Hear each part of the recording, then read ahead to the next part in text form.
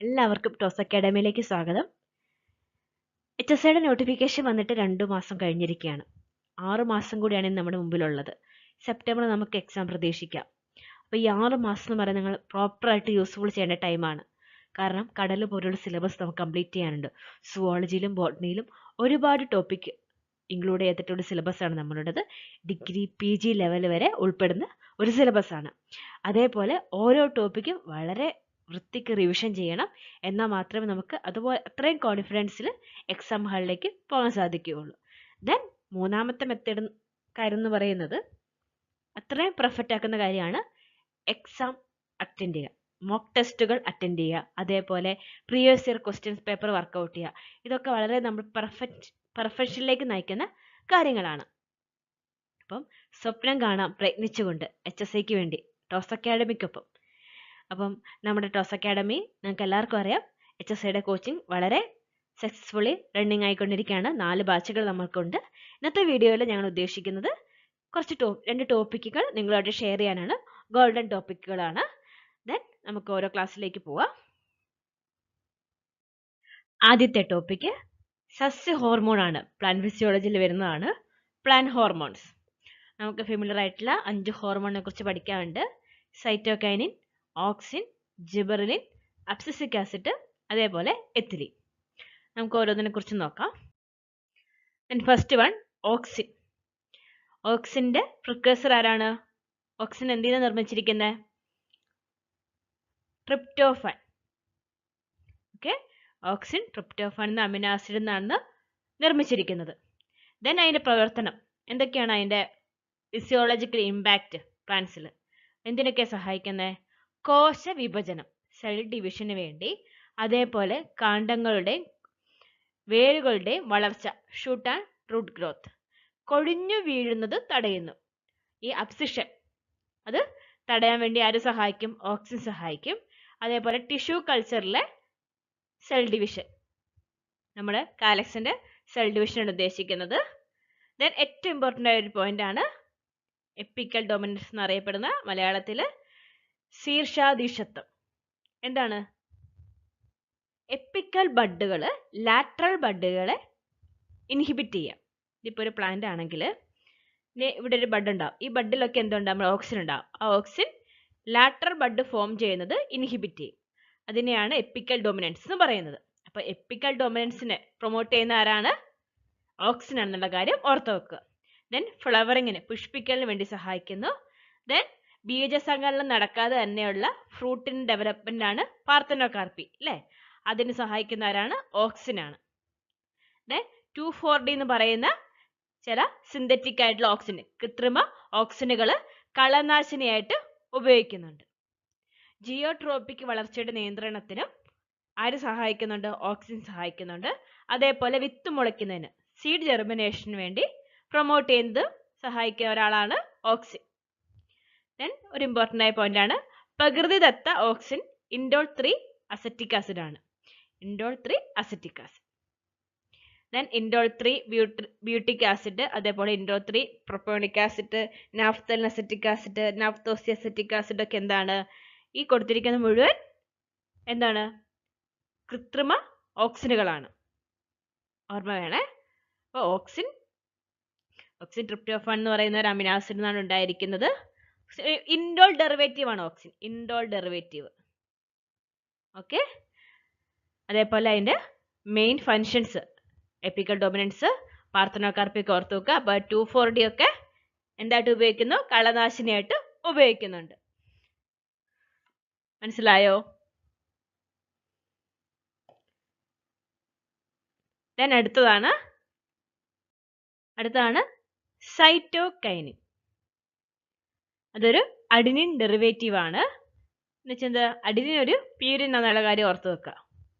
പ്യൂരിനായ adenine derivative ആണ് cytokinin. Then അതിൻ്റെ പ്രധാനപ്പെട്ട കാര്യങ്ങളൊക്കെ പറയുകയാണെങ്കിൽ രാസപരമായി ആദ്യമായി തിരിച്ചറിഞ്ഞ പ്രകൃതിദത്ത സൈറ്റോകൈനിൻ സിയാറ്റിൻ ആണ്. സിയാറ്റിൻ ഒക്കെ ചോദിക്കാൻ ചാൻസ് ഉണ്ട്. ഈ സൈറ്റോകൈൻ എന്ന് പേര് വരാൻ കാരണം അത് സെൽ ഡിവിഷനെ സഹായിക്കുന്നതുകൊണ്ടാണ് കേട്ടോ. സൈറ്റോകൈനസിന് സഹായിക്കുന്നതുകൊണ്ടാണ് സൈറ്റോകൈൻ എന്ന് പേര് വന്നത്. ഇത് ഓർത്തു വെക്കണം അഡിനിന്റെ കാര്യം. ഞാൻ ഇതിന്റെ ഫിസിയോളജിക്കൽ എഫക്റ്റ് കാണാം. സൈറ്റോകൈനിന് കോശ വിഭജനത്തെയും കോശ വിപുലീകരണത്തെയും ഡിഫറൻഷിയേഷൻ സെൽ ഡിഫറൻഷിയേഷനെ പ്രോത്സാഹിപ്പിക്കുന്നു. അവ ഇന്റർഫെസിക്കുലർ കാമ്പ്യത്തിന് രൂപീകരണത്തിന് പ്രേരിപ്പിക്കുന്നു. പിന്നെ പല വിത്തുകളുടെ സുഷുപ്തി എന്നുവെച്ചാൽ ഡോർമൻസി തകർക്കുകയും അത് ബ്രേക്ക് ചെയ്യും ആ വിത്തുകളെ മുളയ്ക്കാൻ സഹായിക്കുകയും ചെയ്യുന്നു. ഓക്സിനും മുളയ്ക്കാൻ സഹായിക്കും, അതേപോലെ സൈറ്റോകൈനിനും വിത്തുകളെ മുളയ്ക്കാൻ സഹായിക്കും. ദെൻ നേരത്തെ പറഞ്ഞ എപ്പിക്കൽ ഡോമിനൻസ് ഇല്ലേ, ശീർഷാധീശത്വം, അതിവിടെ തടയപ്പെടും. നമ്മുടെ ഇപ്പം നമ്മൾ ഇതൊരു പ്ലാന്റ് എടുത്തു, ഈ പ്ലാന്റ് ഈ പോർഷൻ നമ്മൾ റിമൂവ് ചെയ്യുകയാണെങ്കിൽ ഇവിടെ ഓക്സിജൻ ഉണ്ടായിരുന്നു. ഓക്സിജൻ നമ്മൾ റിമൂവ് ചെയ്യുമ്പോൾ അവിടെ എന്ത് ചെയ്യും, സൈറ്റോകൈനിൻ കയറി പ്രവർത്തിക്കും. സൈറ്റോകൈനിൻ ലാറ്ററൽ ആയിട്ടുള്ള ബഡ്സുകൾ ലാറ്ററൽ ഗ്രോത്ത് നടത്താൻ സഹായിക്കും. അപ്പം ഈ എപ്പിക്കൽ ഡോമിനൻസിന്റെ കാര്യത്തിൽ എപ്പിക്കൽ ഡോമിനൻസിന് സഹായിക്കുന്ന ആരാണ്, ഓക്സിൻ. എന്നാൽ എപ്പിക്കൽ ഡോമിനൻസ് തടയുന്ന ആരാണ്, സൈറ്റോകൈനിൻ. ദെൻ അതേപോലെ നമ്മുടെ ടിഷ്യൂ കൾച്ചർ കാലസ് ഫോം ചെയ്യുമ്പം സൈറ്റോകൈനിനും ഓക്സിജനും ഒരേ അളവിലാണ് നമ്മൾ കൊടുത്തിട്ടുള്ളതെങ്കിൽ സെല്ല് ഡിഫറൻഷിയേറ്റ് ചെയ്തുകൊണ്ട് ഇങ്ങനെ കാലസ് ഫോം ചെയ്യുള്ളൂ. ഇനി ഓക്സിജൻ ആണ് കൂടുതലെങ്കിൽ അവിടെ വേരുണ്ടാകാൻ പ്രേരിപ്പിക്കും. സൈറ്റോകൈനിന്റെ കോൺസെൻട്രേഷൻ ആണ് കൂടുതലെങ്കിൽ അവിടെ ഷൂട്ട് ഉണ്ടാകാനാണ് ചാൻസ്. ഓക്കെ, മറ്റേതല്ലെങ്കിൽ ഡിഫറൻഷിയേഷൻ നടക്കില്ല. രണ്ടും തുല്യ സാന്ദ്രതയിലാണെങ്കിൽ ഡിഫറൻഷിയേഷൻ നടക്കില്ല. എന്നാൽ സൈറ്റോകൈനിൻ കൂടുതലാണെങ്കിൽ കാണ്ഡം ഉണ്ടാവാൻ സഹായിക്കും. ദെൻ അതേസമയം ഓക്സിന്റെ അളവാണ് കൂടുതലെങ്കിൽ അവിടെ വേരിന്റെ ഗ്രോത്ത് ആയിരിക്കും ഉണ്ടായിരിക്കുക. ഇലകളുടെ വളർച്ചയും കായ്കളുടെ വളർച്ചയും പ്രോത്സാഹിപ്പിക്കുക. ഇലകളുടെ വാർദ്ധക്യം വൈകിപ്പിക്കുകയും എന്നുവെച്ചാൽ എന്താണ്, സെൻസസ് പ്രായമാകാൻ മന്ദഗതിയിലാക്കുകയും ചെയ്യുന്നു. സ്റ്റൊമാറ്റൽ ഓപ്പണിംഗ് പ്രോത്സാഹിപ്പിക്കുക. ഇതൊക്കെയാണ് മെയിൻ ആയിട്ടുള്ള സൈറ്റോകൈനിന്റെ പ്രവർത്തനങ്ങൾ. മില്ലറും സ്കൂവും ആണ് ഇത് ആദ്യമായിട്ട് സൈറ്റോകൈനുകൾ കണ്ടുപിടിച്ചത് 1955. അവർ കണ്ടുപിടിച്ച ആ ഒരു DNA ട്രീറ്റ്മെന്റ് നടത്തിയിട്ടാണ് അവർ കണ്ടുപിടിച്ചത്. അതിൽ നിന്ന് കിട്ടിയ ഘടകത്തെ അവർ കൈനറ്റിൻ എന്നാണ് പറഞ്ഞത്. കൈനറ്റിൻ ആദ്യമായിട്ട് രാസപരമായി തിരിച്ചറിഞ്ഞ പ്രകൃതിദത്ത സൈറ്റോകൈനാണ് സിയാറ്റിൻ. ഓർമ്മ വേണേ, ചോളം ധാന്യങ്ങൾ എന്നൊക്കെയാണ് അത് കണ്ടുപിടിച്ചത്. ഒക്കെയാണല്ലോ. നമുക്ക് അടുത്തയിലേക്ക് പോവാം. അടുത്തതാണ് ജിബെറലിൻ. ഐസോപെന്റഡൈൻ ഡൈഫോസ്ഫേറ്റ് ആണ്, IPP ആണ് അതിന്റെ പ്രിക്കഴ്സർ എന്ന് പറയുന്നത്. എബൂട്ടയും മുക്കിയും 1935 ഗിബറലിലെ ഫുജിക്രോയ് എന്ന് പറയുന്ന ഒരു ഫംഗസിന്റെ കൾച്ചറിൽ നിന്നാണ് ആദ്യമായിട്ട് ജിബറലിക് ആസിഡിനെ വേർതിരിച്ചെടുത്തത്. ഒന്ന് ഓർത്ത് വെക്കണേ, ഗിബറലിലെ ഫുജിക്രോയ്, അതാണ് ഫംഗസിന്റെ പേര്. ഇനി ഇതിന്റെ പ്രവർത്തനം പറയുകയാണെങ്കിൽ ഈ ഇന്റർനോഡുകളിലൊക്കെ ഇപ്പം നമുക്കറിയാം, ഇതൊരു കാണ്ഡമാണെങ്കിൽ ഇതൊരു നോഡാണെങ്കിൽ ഇത് അടുത്ത നോഡ്, ഈ ഒരു ഭാഗമാണ് ഇന്റർനോഡ് ഇല്ലേ, പർവാന്തരം. ഈ ഭാഗങ്ങളിലെ നീളം വർദ്ധിപ്പിക്കാൻ വേണ്ടി ഇത് സഹായിക്കും. നമ്മുടെ അധികം ഇങ്ങനെ പറ്റിപ്പിടിച്ച് ഇങ്ങനെ അധികം നോഡിന്റെ വലുപ്പം ഇല്ലാത്ത പ്ലാന്റ്സിലേക്ക് ഇത് അപ്ലൈ ചെയ്തിട്ടുണ്ടെങ്കിൽ കുറച്ചുകൂടെ അവരുടെ അകാല ദീർഘീകരണത്തിന് പർവാന്തരങ്ങളുടെ ദീർഘീകരണമാണ് പറയുന്നത്, അത് നടക്കും. അത് മെയിനായിട്ട് പല ഫ്രൂട്ട്സിന്റെ കാര്യത്തിലാണ് ഇത് ഉപയോഗിക്കുന്നത്. ഏതൊക്കെയാണെന്ന് നോക്കാം. കാണ്ഡത്തിന്റെ നീളം വർദ്ധിപ്പിക്കാനുള്ള ഇവയുടെ കഴിവ് മുന്തിരിക്കൊലയുടെ തണ്ടിന്റെ നീളം വർദ്ധിപ്പിക്കുന്നു. നമ്മളൊരു മുന്തിരിക്കൊല ഇപ്പോൾ സാധാരണ ഒരു മുന്തിരിക്കൊല വലുപ്പം ഇങ്ങനെയാണെങ്കിൽ നമ്മളിത് അപ്ലൈ ചെയ്ത് കഴിയുമ്പോൾ ആ കൊലയുടെ വലുപ്പം നീളും. അപ്പോൾ മുന്തിരിക്കൊലയിലെ തന്നെ വലുപ്പം നീളും. നമുക്ക് അത്രയും ക്വാണ്ടിറ്റി സാധനം കിട്ടും. അതേപോലെ ആപ്പിൾ പോലുള്ള ഫലവർഗ്ഗങ്ങളുടെ നീളം വർദ്ധിപ്പിച്ച് അവയുടെ ആകൃതി നിലനിർത്താൻ സഹായിക്കുന്നു. പിന്നെ ഒന്ന്, ഇവ സസ്യങ്ങളിലെ വാർദ്ധക്യം സാവധാനത്തിലാക്കുന്നു. Delay census. അങ്ങനെ ഫലവർഗ്ഗങ്ങളെ ചെടികളിൽ നിലനിർത്തി അവയുടെ വിപണന കാലാവധി വർദ്ധിപ്പിക്കാൻ സഹായിക്കുന്നു. അപ്പം നമ്മളിത് അപ്ലൈ ചെയ്യുമ്പോൾ അത് കുറച്ചുകൂടെ അതിൽ നിൽക്കും, പെട്ടെന്ന് കൊഴിഞ്ഞു വീഴത്തില്ല. അതുകൊണ്ട് തന്നെ നമുക്ക് ഇപ്പോൾ ഒരു സമയത്ത് ഇപ്പം അടുത്ത ആഴ്ച വില കൂടുന്നൊരു സാധനമാണെങ്കിൽ ഇതിപ്പം പാകമായി പോകാതിരിക്കാൻ വേണ്ടി ഇത് അപ്ലൈ ചെയ്താൽ മതി, നമുക്ക് അടുത്ത ആഴ്ചത്തേക്ക് പറിച്ചാൽ മതിയല്ലോ. അങ്ങനെയൊക്കെ സഹായിക്കുന്നുണ്ട് ജിബെറലിൻ്റെ അപ്ലിക്കേഷൻ. പിന്നെ മദ്യനിർമ്മാണ വ്യവസായത്തിൽ മാൾട്ടിംഗ് പ്രക്രിയ വേഗത്തിലാക്കാൻ ജിബർലിക് ആസിഡ് സഹായിക്കും. പിന്നെ കരിമ്പ് ചെടികൾ നമുക്കറിയാം, കരിമ്പിൻ്റെ ചെടികളിൽ തണ്ടിലാണല്ലേ ഷുഗർ സ്റ്റോർ ചെയ്യുന്നത്. അപ്പം തണ്ടിൻ്റെ നീളം വർദ്ധിപ്പിച്ചിട്ടുണ്ടെങ്കിൽ, ആ നോഡുകളുടെ നീളം വർദ്ധിപ്പിച്ചിട്ടുണ്ടെങ്കിൽ, ഇത് അപ്ലൈ ചെയ്യാത്തത് അപ്ലൈ ചെയ്ത് നോഡുകൾക്ക് ഇത്രയും നീളം വർദ്ധിക്കുകയാണെങ്കിൽ എന്ത് സംഭവിക്കും? ആ പ്ലാന്റ് നീളം ഹൈറ്റ് വെക്കും, അതിനനുസരിച്ച് കരിമ്പിൻ്റെ ഉൽപ്പാദനം കൂട്ടാൻ പറ്റും. അപ്പം ഇങ്ങനത്തെ ഉള്ള കാര്യങ്ങൾ ഓർത്ത് വെക്കുക. ചിലപ്പം ചോദിക്കും മുന്തിരിക്കൊലകളിൽ തണ്ടിൻ്റെ നീളം വർദ്ധിപ്പിക്കാൻ അല്ലെങ്കിൽ കുറച്ചുകൂടെ നമുക്ക് ക്വാണ്ടിറ്റി സാധനം കിട്ടാൻ വേണ്ടി ഏത് ഹോർമോണാണ് ഉപയോഗിക്കേണ്ടത്? മനസ്സിലായല്ലോ. അതുപോലെ ബീറ്റ്, കാബേജ് അതുപോലുള്ള റോസറ്റെ സസ്യങ്ങളിൽ ഇവ അകാല ദീർഘീകരണത്തിന് സഹായിക്കുന്നു. അപ്പം മെയിനായിട്ടുള്ള കാര്യങ്ങളൊക്കെ ഓർത്ത് വെക്കണേ, ഇമ്പോർട്ടൻ്റ് ആണ്. ദെൻ അടുത്തതാണ് സസ്യ ഹോർമോണിൽ പെടുന്ന സ്ട്രെസ് ഹോർമോൺ എന്നറിയപ്പെടുന്ന അബ്സിസിക് ആസിഡ്, ABA. ഇതിൻ്റെ പ്രിക്കഴ്സർ IPP ആണ്. ദെൻ ഇതൊരു വളർച്ചാ തടസ്സകാരിയായിട്ടാണ്, ഗ്രോത്ത് ഇൻഹിബിറ്റർ ആയിട്ടാണ് അറിയപ്പെടുന്നത്. ഇതതുപോലെ മറ്റ് ചില പ്ലാന്റ്സുകളിൽ ഇലയുടെ കൊഴിയലിന് സഹായിക്കും, അബ്സിഷൻ. അതേപോലെ വിത്തിൻ്റെ സുഷുപ്തി, ഡോർമൻസി. നേരത്തെ നമ്മൾ പറഞ്ഞു ഡോർമൻസി മാറാൻ സഹായിക്കുന്നത് ആരാണ്? ജിബർലിനൊക്കെയാണ് അല്ലേ. ഇവിടെ ഡോർമൻസി സഹായിക്കുന്ന ആരാണ്? അബ്സിസിക് ആസിഡ് ആണ്. ഇപ്പോൾ ഒരു വിത്തൊക്കെ അതിന് പറ്റിയ ക്ലൈമറ്റ് അല്ലെങ്കിൽ അതിന് വളരാൻ പറ്റിയ സാഹചര്യം അല്ലെങ്കിൽ എന്ത് ചെയ്യും? ഡോർമൻ സ്റ്റേജിലേക്ക് പോകും. അതിന് സഹായിക്കുന്നതാണ് ABA. അതേപോലെ ഒരു ബഡിൻ്റെ ഡോർമൻസി, മുകുളത്തിൻ്റെ ഡോർമൻസിക്ക് സഹായിക്കുന്നതും ABA ആണ്. ഈ ABയുടെ ഫലങ്ങൾ ജിബറിൻ വഴിയാണ് നമ്മൾ മാറ്റപ്പെടുന്നത്. ഇത് ഭ്രൂണത്തിൽ ഉണ്ടാവുന്ന എൻസൈമുകളുടെ ഉൽപ്പാദനത്തെ തടയുകയും വിവിപാരിയെ തടയുകയും ചെയ്യുന്നു. വിവിപാരി എന്താണ്? പ്ലാന്റിൽ തന്നെ വെച്ച് മുളയ്ക്കുന്നതില്ലേ, അതിനെ തടയാൻ വേണ്ടിയിട്ട് ആര് സഹായിക്കും? ABയെ സഹായിക്കും. അബ്സിസിക് ആസിഡ് സ്റ്റൊമാറ്റ അടയ്ക്കുന്നതിന് കാരണമാകുന്നു. നമ്മുടെ ആസ്യരന്ധ്രങ്ങൾ, സ്റ്റൊമാറ്റ എന്താണ്? ആസ്യരന്ധ്രങ്ങൾ പല സ്ട്രെസ് വരുമ്പോഴും, വെള്ളത്തിൻ്റെ എമൗണ്ട് കുറയുമ്പോൾ, വളരെ കാഠിന്യമേറിയ വെയിലൊക്കെ വരുമ്പോൾ ഉണ്ടല്ലോ, എന്ത് ചെയ്യും? ലൈറ്റ് ഇൻറ്റൻസിറ്റി കൂടുമ്പോൾ സ്റ്റൊമാറ്റ ക്ലോസ് ചെയ്യാൻ വേണ്ടി സഹായിക്കുന്നവരാണ് അബ്സിസിക് ആസിഡ് ആണ്. അപ്പം മെയിനായിട്ട് ഓർത്ത് വെക്കേണ്ട ഫംഗ്ഷനാണ് സ്റ്റൊമാറ്റ അല്ലെങ്കിൽ ആസ്യരന്ധ്രം അടയ്ക്കാൻ സഹായിക്കുന്ന ഹോർമോൺ ഏതാണ്? ABA. അടയ്ക്കുന്നതുകൊണ്ട് നമുക്ക് എന്തൊക്കെയാണ്? വരൾച്ചാ സമയ ചെടിയുടെ ട്രാൻസ്പിറേഷൻ, ജലനഷ്ടം, വാടിപ്പോകൽ എന്നിവ നിയന്ത്രിക്കുകയും ചെയ്യുന്നു. ഇത് ഗാർഡ് സെല്ലുകൾ K+ എടുക്കുന്നത് തടയുകയും, ഇതൊക്കെ നമ്മൾ ഡീറ്റെയിൽ ആയിട്ട് ട്രാൻസ്പിറേഷൻ എന്ന് പറയുന്ന ഭാഗത്ത് പഠിച്ചിട്ടുള്ളതാണ്. എങ്ങനെയാണ് ഇത് സ്റ്റൊമാറ്റയുടെ ക്ലോസിങ്ങും ഓപ്പണിങ്ങും ഒക്കെ ഒരു മെക്കാനിസം ഉണ്ട്. അവിടെ K+ന്റെ പൊട്ടാസ്യം അയോണുകളുടെ ഗാർഡ് സെല്ലിലേക്ക് കയറുമ്പോഴാണ് അത് ഓപ്പൺ ആവുന്ന സ്റ്റൊമാറ്റ. ആ K+ അയോണുകൾ ഗാർഡ് സെല്ലിന്റെ ഉള്ളിലേക്ക് കയറും തടയുകയാണ് ഇവിടെ ABA ചെയ്യുന്നത്. മാലിക് ആസിഡിന്റെ ചോർച്ച പ്രോത്സാഹിപ്പിക്കുകയും ചെയ്യുന്നു. തൽഫലമായി ഗാർഡ് സെല്ലുകൾ ചുരുങ്ങുകയും സ്റ്റൊമാറ്റ അടയുകയും ചെയ്യുന്നു. ഹ്രസ്വകാല സസ്യങ്ങളിൽ പൂവിടാൻ പ്രേരിപ്പിക്കുകയും ദീർഘനാളത്തെ ചെടികൾ പൂവിടുന്നത് തടയുകയും ചെയ്യുന്നു.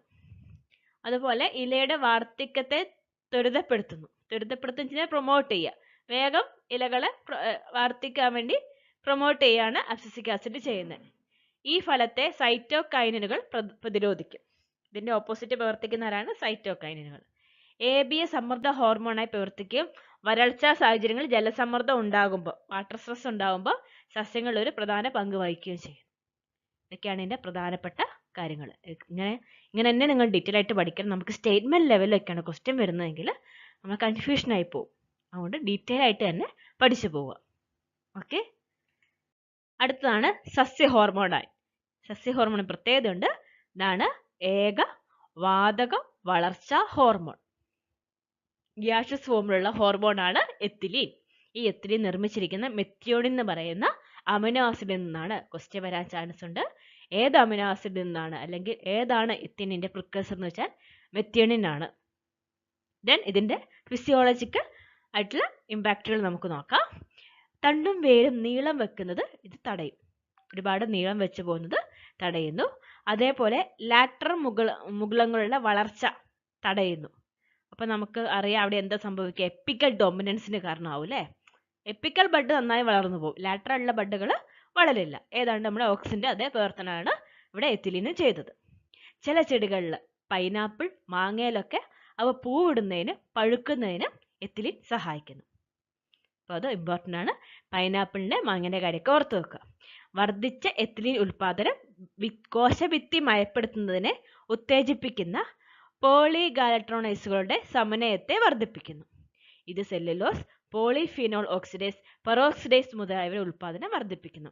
നമ്മുടെ പഴം പഴുക്കുമ്പോൾ അറിയാലോ, ഔട്ടർ ഫ്രൂട്ടിന്റെ പുറമേയുള്ള തൊലിയൊക്കെ സോഫ്റ്റ് ആവും അല്ലേ? അതിന് ഈ എത്തിലീനാണ് സഹായിക്കുന്നത്.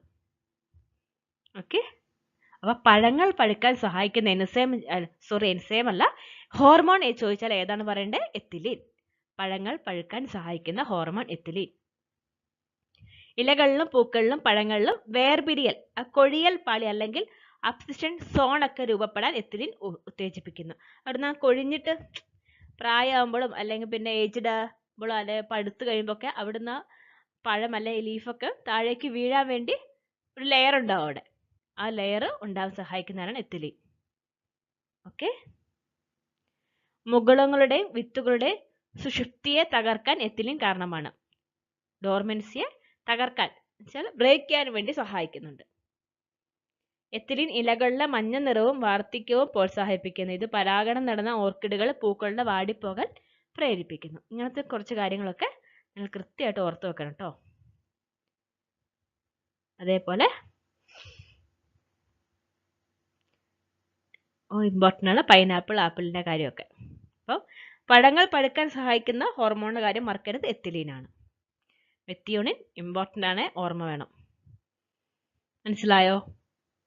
നമ്മൾ 5 ഹോർമോണും പഠിച്ചു കഴിഞ്ഞു. നമുക്ക് 2 ക്വസ്റ്റ്യൻ ചെയ്ത് നോക്കിയാലോ. ക്വസ്റ്റ്യൻ 1, ചേരുംപടി ചേർക്കുക. എല്ലാം ഉൾപ്പെടുത്തിക്കൊണ്ടാണ് ഞാൻ ഈ ക്വസ്റ്റ്യൻ ഉണ്ടാക്കിയിരിക്കുന്നത്. നമുക്ക് എന്ത് പ്രതീക്ഷിക്കാം. അപ്പോൾ ഓക്സിൻ ആണ് ആദ്യം. ഒരു സൈഡിൽ ഹോർമോണുകളുടെ പേരും ഒന്നിൽ അതുമായി ബന്ധപ്പെട്ട കാര്യങ്ങളുമാണ് കൊടുത്തിരിക്കുന്നത്. അപ്പോൾ ഓക്സിന് ഈ സൈഡിൽ ഏതാണ്? സമ്മർദ്ദ ഹോർമോൺ. സമ്മർദ്ദ ഹോർമോൺ ഏതാണ്? ഓർമ്മയുണ്ടോ? ABA. നമുക്ക് ആദ്യം അത് നോക്കാം. അപ്പം A വരുന്നത് ഏതാണ്? അബ്സിസിക് ആസിഡ് 5 ആണ്. അപ്പോൾ A5 വരുന്ന 5A വരുന്ന ഓപ്ഷൻ നമുക്ക് നോക്കാം. 5A ഓക്കെ, ഒരു ഓപ്ഷനിലെ 5A ഉള്ളൂ അല്ലേ? ഇപ്പം തന്നെ നമുക്ക് ആൻസർ കിട്ടി B ആണെന്ന്. ബാക്കിയുടെ നമുക്ക് നോക്കാം. ദെൻ ഓക്സിൻ നിർമ്മിച്ചിരിക്കുന്നത് ട്രിപ്റ്റോഫാൻ എന്ന് പറയുന്ന അമിനോ ആസിഡ് കൊണ്ടാണ്. 1C. സൈറ്റോകൈനിന്റെ പ്രത്യേകത എന്താണ്? സൈറ്റോകൈനിന്റെ പ്രത്യേകത എന്താണ്?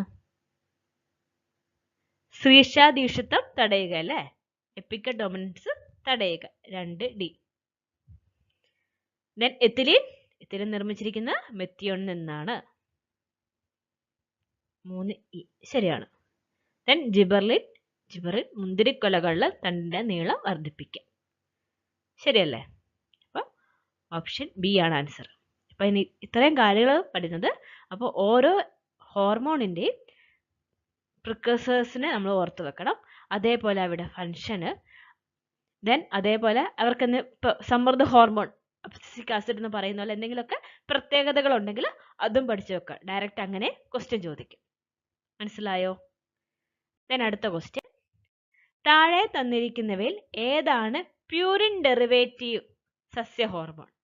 പ്യൂരിൻ ഡെറിവേറ്റീവ് സസ്യ ഹോർമോൺ ആണ് ചോദിച്ചിരിക്കുന്നത്. ഞാൻ ക്ലാസ്സിൽ പറഞ്ഞിട്ടുണ്ടായിരുന്നു, ഓർമ്മയുണ്ടോ? നമുക്ക് ആദ്യം എല്ലാവരും പ്രിക്കഴ്സർ ഓർമ്മയുണ്ടോ നോക്കാം. സൈറ്റോകൈൻ എന്ന് നിർമ്മിച്ചിരിക്കുന്നത് അഡിനിൻ ഇല്ലേ? Adenine. Ethylene methionine. Gibberellic acid IPP. Abscisic acid IPP അല്ലേ? ഇതിൽ അഡിനിൻ എന്താണ്? ഒരു പ്യൂരിൻ ആണ്. അപ്പോൾ പ്യൂരിൻ ഡെറിവേറ്റീവ് സസ്യ ഹോർമോൺ ഏതാണ്? സൈറ്റോകൈനിൻ. അപ്പോൾ നിങ്ങൾ ഓർത്ത് വെക്കണം, നമ്മൾ പഠിക്കുമ്പോൾ എല്ലാം കണക്ട് ചെയ്ത് പഠിക്കണം. അപ്പോൾ ഇങ്ങനെ ക്വസ്റ്റ്യൻ വെച്ചാൽ പ്യൂരിൻ ഡെറിവേറ്റീവ് നമ്മൾ പഠിച്ചിട്ടില്ലല്ലോ, അഡിനിൻ ഒരു പ്യൂരിൻ ആണെന്നുള്ള കാര്യം നമ്മൾ ഓർമ്മ വേണം. അതാണ് ഞാൻ ഈ ക്വസ്റ്റ്യൻ ഇവിടെ ഉൾപ്പെടുത്താനുള്ള കാരണം. മനസ്സിലായോ? അപ്പം നമ്മൾ ആദ്യത്തെ ഒരു ഗോൾഡൻ ടോപ്പിക്കിൻ്റെ ക്ലാസ് ഇവിടെ കംപ്ലീറ്റ് ആക്കുകയാണ്. നമ്മൾ ചെറിയ സമയം കൊണ്ട്, ഒരു 20 മിനിറ്റ് കൊണ്ടാണ് നമ്മൾ ഇത്രയും വലിയൊരു ടോപ്പിക്ക് ഇവിടെ പറഞ്ഞിരിക്കുന്നത്. ഡീറ്റെയിൽ ആയിട്ട് നമ്മൾ ബാച്ച് ക്ലാസ്സിൽ നമ്മളെല്ലാം എടുത്തു കഴിഞ്ഞിരിക്കുന്നതാണ്. വേർഡ്സും കാര്യമൊക്കെ നിങ്ങൾക്ക് മനസ്സിലായല്ലോ. അടുത്ത ഗോൾഡൻ ടോപ്പിക്കാണ് മോർഫോളജിയിലെ പൂങ്കുലകൾ, ഇൻഫ്ലോറസൻസ്. എക്സാമ്പിളൊക്കെ വെച്ച് ചോദിക്കാൻ വളരെ ചാൻസ് ഉള്ളൊരു ഏരിയ ആണിത്.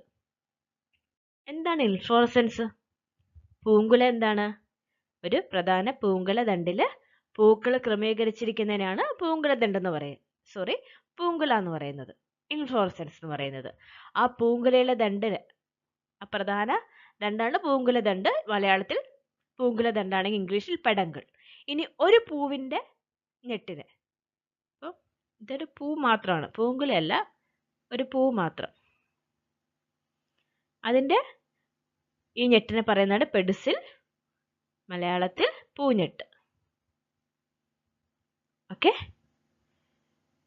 അപ്പം റെസിമോസില് പ്രധാന പൂങ്കുലദണ്ട്, നമ്മൾ പറഞ്ഞ പ്രധാന ആക്സിസ് അനിശ്ചിതമായി ഇൻഡിറ്റർമിനേറ്റ് ആയിട്ട് വളരും. എന്നാൽ സൈമോസിൽ എങ്ങനെയാണ്? ആ പ്രധാന പൂങ്കുലദണ്ടിന് പരിമിതമായൊരു വളർച്ചയുണ്ട്, ഡിറ്റർമിനന്റ് ആണ്. അതൊരു പൂവിൽ അവസാനിക്കും. ഇവിടെ അതൊരു പൂവിൽ അവസാനിക്കില്ല റെസിമോസിൽ.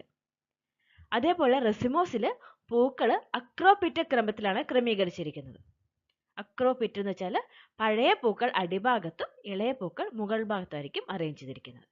എന്നാൽ നേരെ ഓപ്പോസിറ്റ് ആണ് സൈമോസിൽ. അവിടെ ബേസിക് പെറ്റലാണ്. എന്നാൽ പഴയ പൂക്കൾ കാണുന്നത് എവിടെയായിരിക്കും? മുകൾ ഭാഗത്തും ഇളയ പൂക്കൾ കാണുന്നത് അടിഭാഗത്തും ആയിരിക്കും. അപ്പം ഈ 3 വ്യത്യാസം എന്താണ് നിങ്ങൾ പഠിച്ചു വെക്കുക. ഓക്കെ. സ്റ്റേറ്റ്മെന്റ് ലെവലിൽ ക്വസ്റ്റ്യൻ വരാൻ ചാൻസ് ഉണ്ട്. ഇനി നമ്മൾ ഡിസ്കസ് ചെയ്യാൻ പോകുന്ന റെസിമോസ് പൂങ്കുലകൾ പല ടൈപ്പ് ഉണ്ട്. അത് ഏതൊക്കെയാണെന്നാണ്. ആദ്യത്താണ് റെസീം. ഇവിടെ പെഡിസിലാറ്റ്, നമ്മൾ പറഞ്ഞ നേരത്തെ പൂഞ്ഞിട്ടുള്ള പൂക്കൾ നീളമേറിയ പൂങ്കുല ദണ്ടിൽ, ഇവിടെ നോക്കി ഇമേജിൽ നിങ്ങൾക്ക് കാണാൻ സാധിക്കും. ഇതാണ് പൂങ്കുല ദണ്ട്. അതിൽ പെഡിസിലേറ്റ് ആയിട്ടുള്ള പൂഞ്ഞിട്ടുള്ള പൂക്കൾ അക്രോപിറ്റ ക്രമത്തിൽ അറേഞ്ച് ചെയ്തിരിക്കുകയാണ്. അതാണ് റെസീം. സിമ്പിൾ ആയിട്ടുള്ള റെസിമോസ് ടൈപ്പ് പൂങ്കുല. ഉദാഹരണം ക്രോട്ടിലേറിയ, കിളികുലുക്കിച്ചെടി, അറിയാലോ. ദെൻ അടുത്താണ് പാനിക്കിൾ. ഇതുപോലുള്ള സിമ്പിൾ റെസീമെ ബ്രാഞ്ചഡ് ആയിട്ട് കാണുന്നതാണ് പാനിക്കിൾ. നമ്മുടെ മാവിൻ്റെയും തേക്കിൻ്റെ ഒക്കെ പൂങ്കുലകളാണ് ഇതിന് ഉദാഹരണം. ഒരു ശാഖിതമായ റെസിമോസ് ആണിത്. ഇവിടെ പ്രധാന പൂങ്കുല ദണ്ട് ദ്വിതീയ ശാഖകൾ ഉൽപ്പാദിപ്പിക്കുന്നു. അവയിൽ പൂക്കൾ അക്രോപിറ്റ ക്രമത്തിൽ അറേഞ്ച് ചെയ്തിരിക്കുന്നു. മനസ്സിലായല്ലോ? ബ്രാഞ്ചഡ് ആയിട്ട്. ദെൻ കോറിമ്പ്. കോറിമ്പിൽ എന്താണ് പ്രത്യേകത നോക്ക്. നിങ്ങൾ ഇമേജിലേക്ക് തന്നെ നോക്കിയേ. ഇവിടെ അധികം നീളമില്ലാത്തൊരു പ്രധാന പൂങ്കുല ദണ്ടുണ്ട്. അവിടെ പല നീളത്തിലുള്ള പെഡിസിലുള്ള പൂക്കൾ കാണാം അല്ലേ? ഏറ്റവും അടിഭാഗത്തെ പൂവിന് പെഡിസിൽ വളരെ നീളം കൂടിയതാണ്. എന്നാൽ അറ്റത്തേക്ക് വരുന്തോറും പൂവിൻ്റെ പെഡിസിലിന്, പൂഞ്ഞെട്ടിന് നീളം കുറവാണ്. പക്ഷെ എല്ലാ പൂക്കളും ഒരേ തരത്തിലാണ്, ഒരേ ലെവലിലാണ് അറേഞ്ച് ചെയ്തിരിക്കുന്നത്. ഇതാണ് കോറിമ്പിൻ്റെ പ്രത്യേകത. സീസൽപീനിയ ഗൈനാൻഡ്രോപ്പിസിലൊക്കെയാണ് ഇങ്ങനെ കാണുന്നത്. എക്സാമ്പിൾ ഓർത്ത് വെക്കണം, ഇമ്പോർട്ടൻ്റ് ആണ്. ദെൻ അടുത്തത് സ്പൈക്കാണ്. സ്പൈക്ക് നോക്കി, ഇതാണ് ഇമേജ്. നോക്കി എന്താ പ്രത്യേകത? റെസീമയും സ്പൈക്കും തമ്മിൽ നിങ്ങൾക്ക് എന്ത് വ്യത്യാസമാണ് കാണാൻ സാധിക്കുന്നത്? ഇവിടെയുള്ള പൂക്കളിന് പൂഞ്ഞിട്ടില്ല അല്ലേ? പെഡിസിലേറ്റ് അല്ല, സെസൈലാണ്, അവ്യന്തമാണ്. ഓക്കെ, അവ്യന്തമായ പൂക്കളാണ് ഇവിടെ അറേഞ്ച് ചെയ്തിരിക്കുന്നത്. അക്കിറാന്തസ് ഒക്കെയാണ് ഇതിന് ഉദാഹരണം. അടുത്താണ് സ്പാഡിക്സ്. നമ്മുടെ മോണോകോട്ടുകളുടെ, ഏകബീജപത്ര സസ്യങ്ങളുടെ പൂങ്കുലകളുടെ ഒരു സ്വഭാവമാണ് സ്പാഡിക്സ്.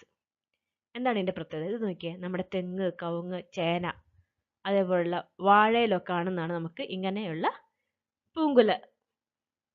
പൂങ്കുല ദണ്ട് കട്ടിയുള്ളതും മാംസളമായതും നിറമുള്ളതുമായിരിക്കും. നല്ല കട്ടിയായിട്ട് ഫ്ലഷി ആയിട്ട് നല്ല കളേർഡ് ആയിട്ടുള്ള പൂങ്കുല ദണ്ട് പെടങ്കിളായിരിക്കും ഇവിടെ നമുക്ക് കാണാൻ സാധിക്കുക. പൂക്കൾ ചെറുതും അവ്യന്തവും ഏകലിംഗവുമായിരിക്കും. പൂക്കൾ വളരെ സ്മോൾ ആയിരിക്കും, സെസൈലായിരിക്കും, പൂഞ്ഞിട്ടുണ്ടാവില്ല. അതേപോലെ യൂണിസെക്ഷലായിരിക്കും. അവ പൂങ്കുല ദണ്ടിലെ ഡിപ്രഷനിലേക്ക്, അതിൻ്റെ ഒരു കുഴിയിലേക്ക് ഇരിക്കുന്നു. അവയെ സ്പോഡിക്സുകൾ എന്ന് വിളിക്കുന്നു.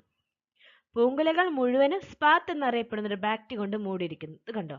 ഇതാണ് പൂങ്കുലയെങ്കിൽ അതിനൊരു സ്പാത്ത് എന്ന് പറയുന്ന ഒരു ബ്രാക്ടി കൊണ്ട് മൂടിയിരിക്കുകയാണ്. സ്പാഡിസ് പൂങ്കുലകൾ മോണോകോട്ടുകളുടെ സ്വഭാവമാണ്. മനസ്സിലായല്ലോ? ക്ലിയർ അല്ലേ? അമ്പൽ, അടുത്താണ് അമ്പൽ. ഇവിടെയുള്ള പ്രധാന പൂങ്കുളതണ്ടിന് ചെറുതാണ്. ആ പൂങ്കുളതണ്ടിന്റെ അറ്റത്തായി അഗ്രഭാഗത്ത് ബ്രാക്റ്റുകളിലെ ഇതളുകൾ കാണും. ബ്രാക്റ്റുകൾ വേർഡ്സ് ആയിട്ട് കാണും. ഓരോ ബ്രാക്റ്റിന്റെ അക്ഷത്തിൽ നിന്ന്, ഓരോ ബ്രാക്റ്റിന്റെ ആക്സിസിൽ നിന്ന് പൂഞ്ഞിട്ടുള്ള പൂക്കൾ കൂട്ടമായിട്ട് ഉത്ഭവിക്കും. പൂക്കൾ ക്രമീകരിച്ചിരിക്കുന്നത് എങ്ങനെയാണ്? സെൻട്രിപ്പീറ്റിലാണ്. ചില മെച്യൂർ ആയിട്ടുള്ള പൂക്കൾ മാർജിൻ സൈഡിലേക്ക്, ഈ സൈഡിലേക്കായിരിക്കും. സെന്ററിലാണ് ഇമ്മെച്യൂർ ആയിട്ടുള്ള യങ് ആയിട്ടുള്ള പൂക്കൾ കാണാൻ സാധിക്കും. മനസ്സിലായോ? ദെൻ ഇത് സിമ്പിൾ ആയിട്ടുള്ള അമ്പലാണ്. ഇത് ഉള്ളിലൊക്കെ കാണുന്നത് ഇങ്ങനെയാണ്. എന്നാൽ ക്യാരറ്റ് മല്ലിയിലേക്കൊക്കെ വരുമ്പോൾ സംയുക്ത അമ്പലാണ് കാണുക. കോമ്പൗണ്ട് അമ്പൽ ഇൻഫ്ലോറസൻസ് ആണ് കാണാൻ പറ്റുക. ഇവിടെ നോക്കുക, ആദ്യം ഒരു പെടങ്ങളുണ്ടാവും, പൂങ്കുലതണ്ടുണ്ടാവും. അതിൻ്റെ മുകളിൽ അതിൻ്റെ ബ്രാക്റ്റിന്ന് എന്താ വരുന്നത്? അടുത്ത പെടങ്ങൾ വന്നിട്ട് ആ പെടങ്ങളിൻ്റെ മുകളിലാണ് പിന്നെ ഫ്ലവേഴ്സ് അറേഞ്ച് ചെയ്തിരിക്കുന്നത്. അതാണ് സംയുക്ത അമ്പൽ. മനസ്സിലായല്ലോ? അപ്പം മല്ലി ക്യാരറ്റിലൊക്കെ സംയുക്ത അമ്പലാണെന്ന് ഓർത്ത് വെക്കുക. Then last one catkin, ament. നമ്മുടെ തൂങ്ങിക്കിടക്കുന്ന പൂങ്കുല, സ്പൈക്കിന് സമാനമായ ഒരു പൂങ്കുലയാണത്. അവ്യന്തവും ഏകലിംഗവുമായ, അവ്യന്തം എന്ന് വെച്ചാൽ സെസേല് പൂഞ്ഞിട്ടുണ്ടാവില്ല, അതാണ് ഉദ്ദേശിക്കുന്നത്. ഏകലിംഗവുമായ പുഷ്പങ്ങളുള്ള പെൻഡുലസ് പൂങ്കുലയാണിത്. അക്കാലിഫ, നമ്മുടെ മൾബറി, അതേപോലെ ജാക്ക് ഫ്രൂട്ട്, പ്ലാവിലൊക്കെ കാണുന്ന പ്ലാവിൻ്റെ ഒക്കെ പൂങ്കുലേൻ്റെ പേരാണ് കാറ്റിക്കിൻ. ഇത് കണ്ടോ, ഈ ഇമേജ് നോക്കിയേ, കറക്റ്റ് നമുക്ക് ഈ പൂച്ചവാലം എന്നൊക്കെ പറയുന്ന ഒരു ചെടിയുടെ ഇൻഫ്ലോറസൻസ് ആണിത്. മനസ്സിലായോ? ലാസ്റ്റ് വൺ ഒന്നുകൂടി ഉണ്ട്, ക്യാപിറ്റ്യൂലം. നമ്മുടെ സൂര്യകാന്തി പൂവിനെ ആലോചിക്കുക. സൂര്യകാന്തി പൂവാണ് എൻ്റെ എക്സാമ്പിൾ. ഈ റെസിമോസ് പൂങ്കുലയുടെ പ്രത്യേകത എന്താണ്?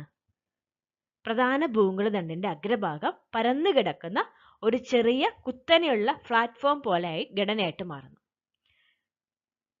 ഇങ്ങനെ പെണങ്ങൾ വന്ന് അതിൻ്റെ അഗ്രഭാഗം എങ്ങനെയാവും? ഇങ്ങനെ ഒരു സ്ട്രക്ചർ ആവും. റിസെപ്റ്റക്കിൾ എന്ന് പറയും. റിസെപ്റ്റക്കിളിന്റെ ഉപരിതലത്തിൽ ചെറുതും അവ്യന്തവുമായ നിരവധി പൂക്കൾ സെൻട്രിപ്പീറ്റൽ ആയി ക്രമീകരിക്കുന്നു. സെൻട്രിപ്പീറ്റ് എന്ന് പറയുമ്പോൾ യങ് പൂക്കൾ സെന്ററിലും മെച്ചർ പൂക്കൾ എവിടെയായിരിക്കും? മാർജിൻ സൈഡിലേക്കായിരിക്കും. റിസെപ്റ്റക്കിളിന്റെ അടിഭാഗത്ത് പച്ചയും ത്രികോണാകൃതിയിലുമുള്ള അനേകം ബ്രാക്റ്റുകളുണ്ട്. അവ ഒരു ഇൻവലോക്കറായിട്ട് മാറുന്നു. കണ്ടോ? ഈ പൂങ്കുലയെ പൂക്കുന്ന പൂക്കളെ ഫ്ലോറക്റ്റുകൾ എന്ന് വിളിക്കുന്നു. റിസെപ്റ്റക്കിളിന്റെ ചുറ്റളവ് ക്രമീകരിച്ചിരിക്കുന്ന പൂക്കളെ റേ ഫ്ലോറക്റ്റുകൾ എന്നും, ഈ ചുറ്റളവിൽ മാർജിൻ സൈഡിലേക്കുള്ളതിനാണ് റേ ഫ്ലോറക്റ്റുകൾ എന്നും, മധ്യഭാഗത്ത് ക്രമീകരിച്ചിരിക്കുന്നതിനെ ഡിസ്ക് ഫ്ലോറക്റ്റുകൾ എന്നും വിളിക്കുന്നു. ഇതാണ് ഡിസ്ക് ഫ്ലോറക്റ്റുകൾ. റേ പൂങ്കുലകൾ സാധാരണ റേ ഫ്ലോറക്റ്റുകൾ സൈഗോമോർഫിക് ആണ്, പെൺ എന്ന് വെച്ചാൽ ഫീമെയിൽ ഫ്ലവർ ആണ്. അതേസമയം ഡിസ്ക് പൂങ്കുലകൾ അക്നോമോർഫിക് അല്ലെങ്കിൽ ദില്ലിംഗ പുഷ്പമായിരിക്കും. അക്നോമോർഫിക്കും ദില്ലിംഗിച്ച ബൈസെക്ഷൽ ഫ്ലവർ ആയിരിക്കും ഡിസ്ക് ഫ്ലവർ എന്ന് പറയുന്നത്. മനസ്സിലായോ? എക്സാമ്പിൾ ആണ് സൂര്യകാന്തി. അതേപോലെ ഇത് ഇങ്ങനെ ഒരു സ്ട്രക്ചർ ആണല്ലേ വരുന്നത്. ഇതിന്റെ റിസെപ്റ്റക്കിൾ ഉരുണ്ട് ഗ്ലോബുലർ സ്ട്രക്ചറിൽ വരുന്നൊരു ക്യാപിറ്റ്യൂലുണ്ട്. നമ്മുടെ തൊട്ടാവാടിന്റെ ഒരു റെഡിഷ് കളറിൽ കാണില്ലേ സെന്ററിൽ. അതിന്റെ മുകളിലാണ് ഭയങ്കര വയലറ്റ് കളറിലായിട്ട് പൂക്കൾ ക്രമീകരിച്ചിരിക്കുന്നത്. അതും ക്യാപിറ്റ്യൂലത്തിന്റെ ഒരു എക്സാമ്പിൾ ആണ്. പക്ഷെ ഷേപ്പ് വ്യത്യാസം ഉണ്ടെന്ന് മാത്രം. റിസെപ്റ്റക്കിളിന്റെ ഷേപ്പ് വ്യത്യാസം ഉണ്ടെന്ന് മാത്രം. മനസ്സിലായോ? ആ ഒരു ക്വസ്റ്റ്യൻ ചെയ്ത് നോക്കിയാലോ. വീണ്ടും ഒരു മച്ച് ദ ഫോളോയിങ് ആണ്. നമ്മൾ കുറെ കാര്യങ്ങൾ ഇതിൽ നോക്കും. അതുകൊണ്ടാണ് ഇങ്ങനെ ഒരു ക്വസ്റ്റ്യൻ ഉൾപ്പെടുത്തിയത്.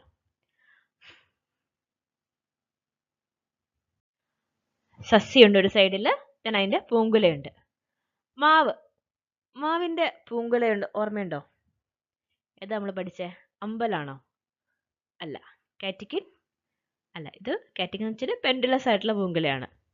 എന്നുവെച്ചാൽ മൾബറി അല്ലേ, മൾബറിയാണ് വരിക. ഇപ്പൊ 2B ആണ്. 2B ഒരു ഓപ്ഷൻ ഉണ്ട്, ബാക്കിയൊക്കെ നമുക്ക് ഡിസ്കാർഡ് ചെയ്യാം. ദെൻ മാവ് ഏതാണ്? പാനിക്കിൾ അല്ലേ, 1C. സൂര്യകാന്തി ക്യാപിറ്റ്യൂലം, ഒരു സംശയമില്ല, 3E. ദെൻ തെങ്ങിന്റെ പൂവ് ഇതായിരുന്നു സ്പാഡിക്സ്. മോണോക്കൊട്ടുകളുടെ പ്രത്യേകതയാണ് സ്പാഡിക്സ്. അപ്പം 5 ഡി. ദെൻ മല്ലി അമ്പൽ. സംയുക്ത അമ്പലാണ്. നമുക്ക് ഓപ്ഷനിൽ അമ്പലേ ഉള്ളൂ, അതുകൊണ്ട് നമുക്ക് അമ്പൽ എന്ന് കൊടുക്കാം. ഓക്കെ, മനസ്സിലായോ? ഇങ്ങനെയും ക്വസ്റ്റ്യൻ ചോദിക്കാം. അല്ലെങ്കിൽ മാവിൻ്റെ പൂ ഏത് തരം പൂങ്കുലയ്ക്ക് ഉദാഹരണമാണ്? അല്ലെങ്കിൽ ചോദിക്കും, നമുക്കിത് തരും. ഇപ്പം താഴെ തന്നിരിക്കുന്നവയിൽ ഏത് പൂങ്കുല, പാനിക്കിൾ പൂങ്കുല കാണുന്ന പ്ലാന്റ് ഏതാണ്, സസ്യം ഏതാണെന്ന് ചോദിക്കും. ഇങ്ങനെ എക്സാമ്പിൾ വെച്ച് അങ്ങോട്ടും ഇങ്ങോട്ടും നമുക്ക് ചോദിക്കാൻ ചാൻസ് ഉള്ളൊരു ഏരിയ ആണിത്. മനസ്സിലായോ? അപ്പം നമ്മൾ മാത്സ് പഠിക്കുമ്പോൾ ആ ഇമേജസും കാര്യങ്ങളൊക്കെ മനസ്സിൽ ഓർത്ത് വെച്ച് എക്സാമ്പിൾ അടക്കം പഠിച്ചാൽ കൂടുതൽ നമുക്ക് കുറച്ചുകൂടെ ക്ലാരിറ്റി വരും. ഓക്കെ, ഇന്നത്തെ ക്ലാസ് എല്ലാവർക്കും യൂസ്ഫുൾ ആയെന്ന് കരുതുന്നു.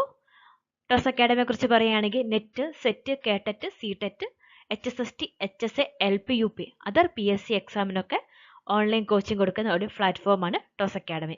നമ്മുടെ HSAയുടെ 4 ബാച്ചുകൾ വളരെ നല്ല രീതിയിൽ മുന്നോട്ട് പോയിക്കൊണ്ടിരിക്കുകയാണ്. നമ്മളിനി പുതിയ ബാച്ചുകൾ വിളിക്കാൻ പോകുന്നത് സമ്മർ അല്ലെങ്കിൽ വെക്കേഷൻ ബാച്ചുകൾ നമ്മൾ ഉടനെ വിളിക്കുന്നതായിരിക്കും. ചേരാൻ താല്പര്യമുള്ളവർ സ്ക്രീനിൽ കാണുന്ന നമ്പറിൽ കോൺടാക്ട് ചെയ്താൽ മതി. Thank you.